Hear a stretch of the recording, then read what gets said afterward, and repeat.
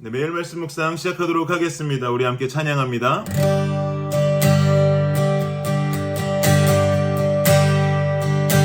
주 나의 모습 보내 주 나의 모습 보내 상한 나의 맘 보시네 주 나의 눈물 안에 홀로 울던 맘 아시네 주 사랑 내게 있네 그 사랑이 날 채우네 주 은혜 내게 있네 그대로 날 세우네 세상 소망 다 사라져가도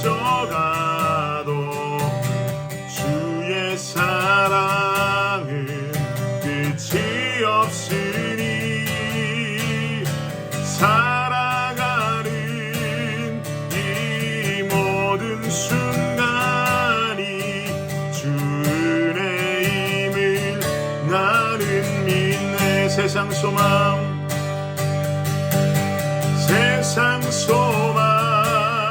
다 사라져가도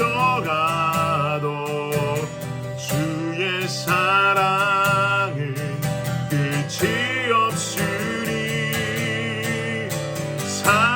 살아가는 이 모든 순간이 주 은혜임을 나는 우리 한 번 더 세상 소망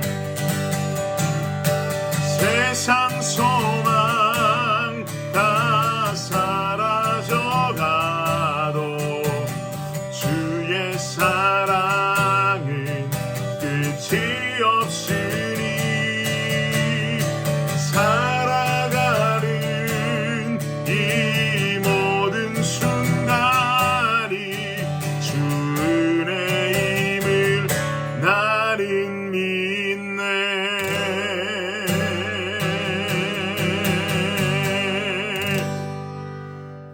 네, 오늘 말씀은 욥기 17장 6절부터 11절까지 말씀입니다. 우리 함께 한 목소리로 읽어볼까요? 시작! 하나님이 나를 백성의 속담거리가 되게 하시니 그들이 내 얼굴에 침을 뱉는구나. 내 눈은 근심 때문에 어두워지고 나의 온 지체는 그림자 같구나. 정직한 자는 이로 말미암아 놀라고 죄 없는 자는 경건하지 못한 자 때문에 분을 내나니 그러므로 의인은 그 길을 꾸준히 가고 손이 깨끗한 자는 점점 힘을 얻느니라. 너희는 모두 다시 올지니라. 내가 너희 중에서 지혜자를 찾을 수 없느니라. 나의 날이 지나갔고 내 계획, 내 마음의 소원이 다 끊어졌구나. 아멘. 여러분 영화 좋아하십니까? 가끔 전쟁 영화를 볼 때면 전시에 전혀 승기가 없어 보이는 군대가 하얀색의 깃발을 들고 항복하는 모습을 보신 적 있을 겁니다. 하얀색의 깃발은 항복을 의미하고요. 또 격투기 경기하다가도 하얀 색깔의 수건을 던지면 더 이상 경기를 진행할 수 없다는 패배의 의미가 되기도 합니다.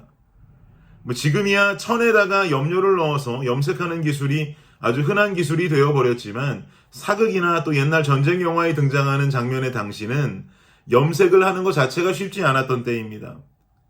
그래서 전쟁이 벌어지고 군대가 전쟁을 위해서 도열을 할 때면 양국의 군대가 화려한 색깔의 깃발을 가지고 나오는 모습을 볼 수 있죠.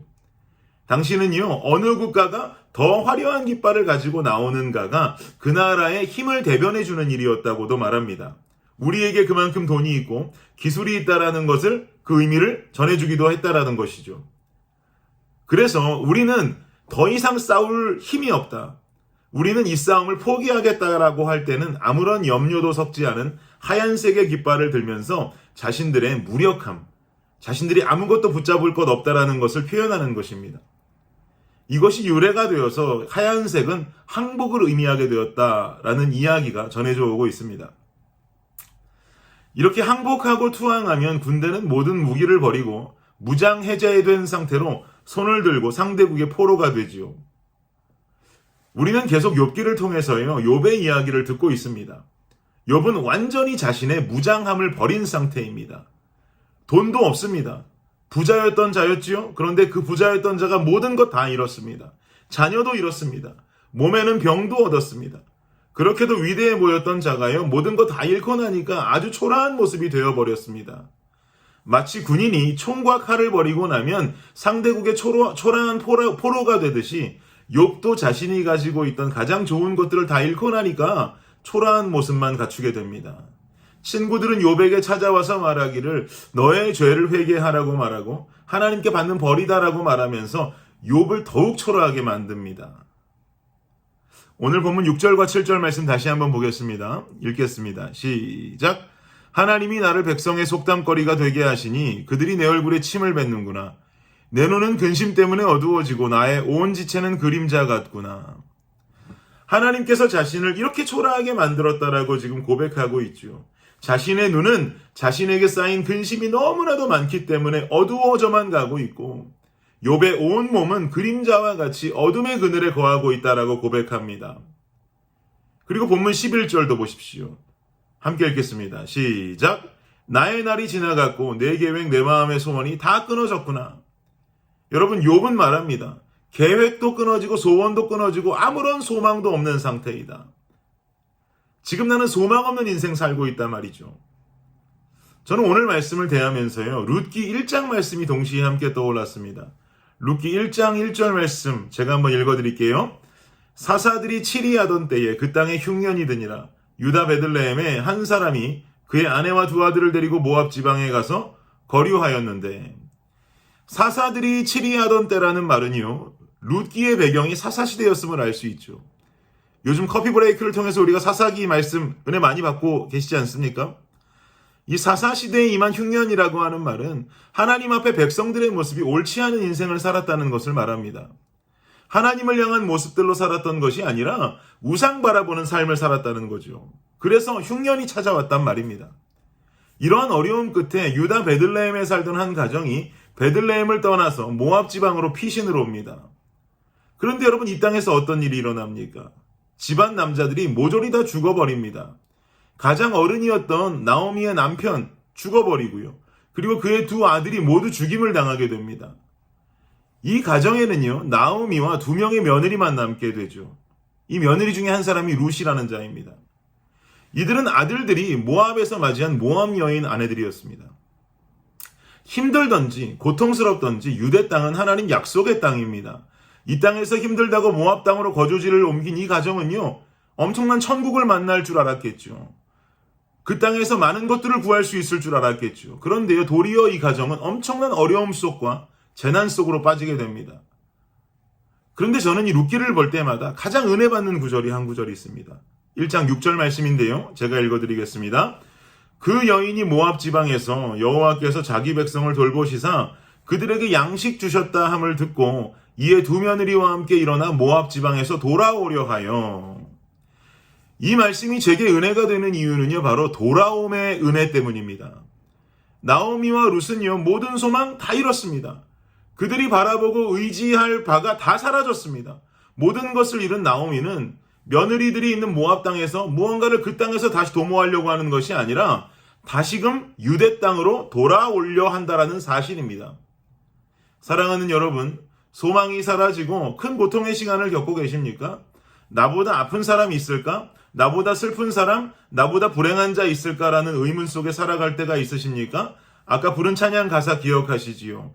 세상 소망 다 사라져가도 주의 사랑은 끝이 없으니 살아가는 이 모든 순간이 주님 은혜임을 나는 믿습니다 라고 우리 고백했습니다. 우리가 쥐고 살았던 소망이 재물이든지 자녀든지 그 어떤 것이 내 소망이었다 할지라도 또 그 소망이 내 인생 속에 다 사라져버려서 나는 어둠의 그늘을 살고 있다 할지라도 나를 끝끝내 떠나지 않고 내 안에 함께 계시는 유일한 참 소망이 계십니다. 누구실까요? 예수 그리스도이십니다. 우리에게 소망이 사라지고 희망이 없다 해도 두려워하지 않을 것은 참된 소망이 끝내 내 안에서 떠나지 않고 계시다는 이 사실입니다. 그래서 우리는 소망이 사라진 어둠의 시간 참소망의 이름을 부를 수 있어야 합니다. 무릎으로 참소망 앞에 나아가야 하고요. 그 참소망 대신 하나님을 의지할 수 있어야 합니다. 여러분 어제 말씀 기억하시지요? 욥기 16장 20절에 이렇게 말씀했습니다. 나의 친구는 나를 조롱하고 내 눈은 하나님을 향하여 눈물을 흘리니. 맞습니다, 여러분. 욥의 고백이요 정확히 맞습니다. 세상은 나를 어떻게 보든지 내가 눈물을 흘릴 대상, 내가 바라볼 대상, 내가 의지할 대상은 바로 하나님뿐이다 이 말이죠. 여전히 내 안에 남아 계신 참소망은 하나님이라는 것을 잊어서는 절대로 안 되는 겁니다. 저희 할머님께서는요, 젊어서 남편을 먼저 하늘나라로 일찍 떠나보내셨습니다. 그리고 젊은 나이에 자녀들을 홀로 키우시면서 얼마나 힘드셨겠습니까? 완전히 소망 없는 삶이죠. 룻과 같은 삶입니다. 이때 할머니는 예수님을 영접하셨고 교회에서 열심히 하나님 믿으면서요, 때로는 하나님이라는 존재가 남편 같기도 하고 아버지와 같기도 했습니다. 오직 의지하고 오직 피할 수 있는 피난처는 하나님밖에 없으셨습니다. 이렇게 하나님 의지하면서 어려운 시기를 주님만 바라보면서 사셨는데요. 그러면 하나님께서 축복을 주셔서 할머니 삶이 나아지고 재정적으로도 좀 풍부해지고 기적같이 돕는 자들이 돕는 자들로 나타나서 도움을 주고 했으면 얼마나 좋았겠습니까? 근데요, 안타깝게도 아무런 변화도 없었습니다. 어려움은 그저 계속 어려움으로 남아있고 재정적인 어려움, 또 자녀들을 키워야 하고 그저 할머니는 하나님만 하루하루 의지하면서 살아오셨을 뿐입니다. 그런데 중요한 포인트는요, 할머니가 그 어려운 순간 만났던 그 예수님, 그리고 그 하나님을 믿고 의지했던 그 믿음이 자녀들에게로 흘러가고 결국 손자에게로까지 흘러와서 저도 예수님을 현재 믿고 전하는 삶을 살고 있는 것 아니겠습니까? 사랑하는 성도 여러분, 소망 없는 내 인생에 내가 잃은 것을 다시 찾는 것이 소망을 얻는 삶이 아닙니다. 소망 없는 내 인생에 참된 소망이신 하나님을 만나는 것, 그분께로 돌아오는 것이 바로 진짜 소망 얻는 삶인 줄을 믿습니다. 그 인생은 내가 잃은 것들을 다시 찾지 못한다고 해도 참소망으로 인해서 얻는 기쁨과 위로가 있고 눈물과 환희가 있습니다. 여러분 어려운 시기를 겪고 계시다면 어려운 것을 채우실 하나님을 기대하는 것이 아니라 내 인생에 비교할 수 없는 빛이 되실 하나님과의 동행을 기대하십시오. 내 인생의 어려움이 사라지는 것, 이것 복 아닙니다. 내 인생의 어려움 사라지는 것이 복이 아니고요. 내 인생은 여전히 어려워도 여기저기서 나를 향한 화살이 날아와도 하나님 주신 전신갑주를 입고 인생에 견딜 수 없는 파도가 몰려와도 견고한 배를 타고 안전하게 그 어려운 인생을 평안 속에 지나칠 수 있는 것, 이것이 바로 참된 복인 줄 믿습니다. 나중에 주님 앞에 서게 되는 날, 주님 힘들었지만 주님 곁에 있어서 안전히 여기까지 잘 도착했습니다. 주님 감사합니다라고 고백할 수 있는 우리가 되기를 간절히 원합니다. 어려울 수 있는 오늘, 힘들 수 있는 오늘, 슬플 수 있는 오늘, 참소망은 절대로 여러분을 떠나지 않습니다. 참소망 대신 주님과 동행하시는 저와 여러분 되시기를 예수님의 이름으로 축복합니다. 기도하겠습니다. 하나님 감사합니다. 주님이 소망입니다. 무장 해제된 상태로 소망 없는 삶을 사는 우리들에게 여전히 떠나지 않는 그 소망, 하나님과 함께 걷는 삶을 살게 하여 주시옵소서. 그리하여 어려운 순간에도 참소망을 붙잡으며 기쁨과 환희 속에 살아가는, 평안 속에 살아가는 우리가 되게 하여 주옵소서. 예수님 이름으로 기도드립니다. 아멘. 수요일 기도 제목으로 함께 기도하도록 하겠습니다. 구역장들을 위해서 구역원들을 잘 돌볼 수 있도록 섬김을 통해 은혜와 복을 받도록 기도해 주시기 바랍니다. 마지막으로 선교사님을 위해서 기도하실 때에 하이티의 박동환 선교사님, 알래스카의 이홍래 목사님, 그리고 D국의 김재문 선교사님과 이국의 새벽이슬 선교사님을 위해서 이 시간 간절히 기도하도록 하겠습니다. 기도합니다.